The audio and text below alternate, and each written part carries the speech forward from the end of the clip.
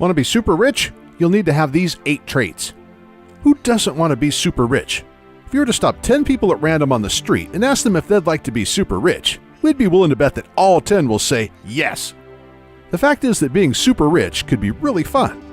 If you don't believe us, just check out the mansions that some celebrities are selling, or the fact that Steve Ballmer can pay $2 billion for a basketball team.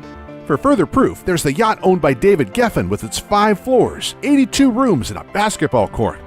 Of course, most of these people did not become super rich overnight. They worked long, hard hours, and they had these 7 traits. 1. An entrepreneurial spirit. There's an old saying that you can't get rich on someone else's paycheck, and this is basically true. Most of the super wealthy got that way by going into business for themselves. There are plenty of doctors, lawyers, and corporate executives who are in the group of $5 million plus, but those who start their own businesses tend to end up being worth even more. 2. Always on the clock. People who have built successful businesses tend to view the 40-hour work week as a sort of part-time schedule.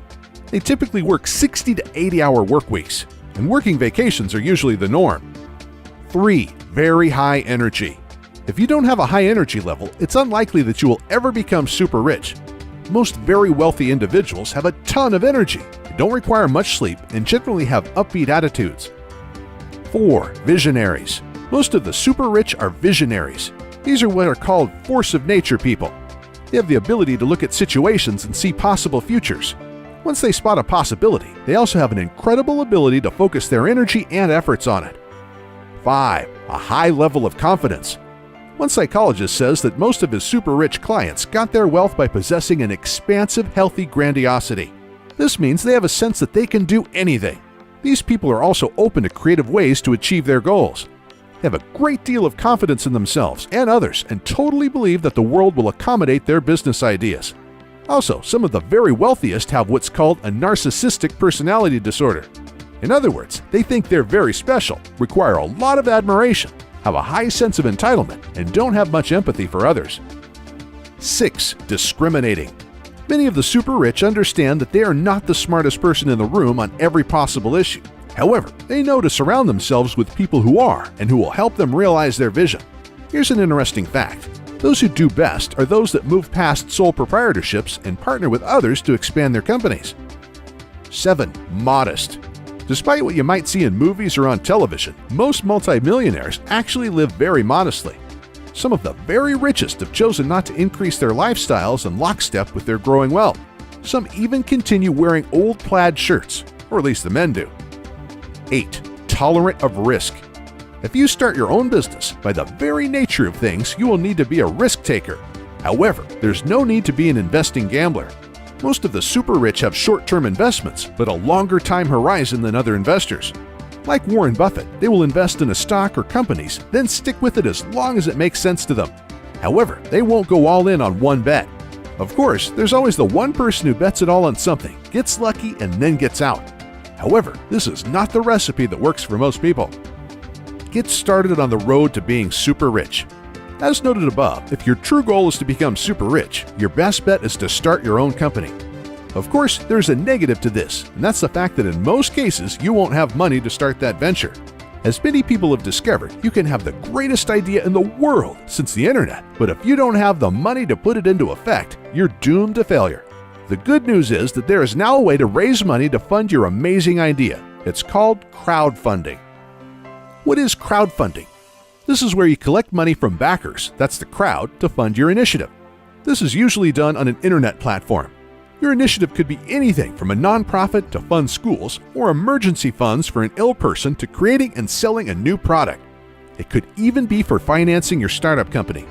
As you might guess, crowdfunding models require a number of participants. This includes the people such as yourself that propose the idea or project to be funded, and then the crowd of people who support your proposal. 450 platforms. As of 2 years ago, there were more than 450 crowdfunding platforms. Of course, if you have a project you want to crowdfund, you will need to do your own due diligence in order to determine which platform would be best for you depending on your project. This is because there are some important differences in the services provided by the different crowdfunding platforms. As an example of this, Crowdcube and Seedrs are both designed to help small companies issue shares over the internet and then receive small investments from registered users in return. However, there is even a difference between these two, as Crowdcube is meant for users to invest small amounts and then acquire shares directly in startup companies. On the other hand, Seedrs pools funds to invest in new businesses as what's called a nominated agent. Other platforms such as Cellaband and Kickstarter replace traditional intermediaries such as venture capitalists.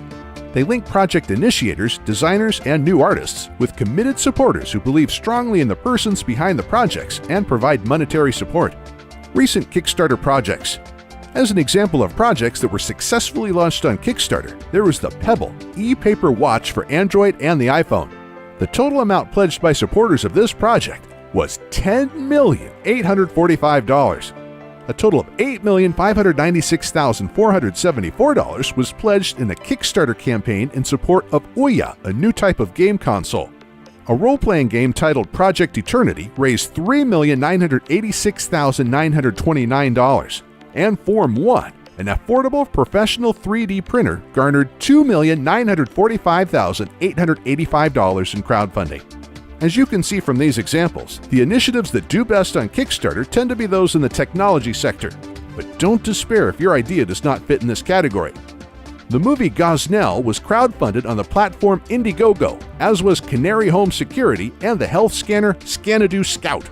The movie Road Hard was crowdfunded on the platform Fund Anything, and the Tesla Museum found its crowdfunds on Indiegogo.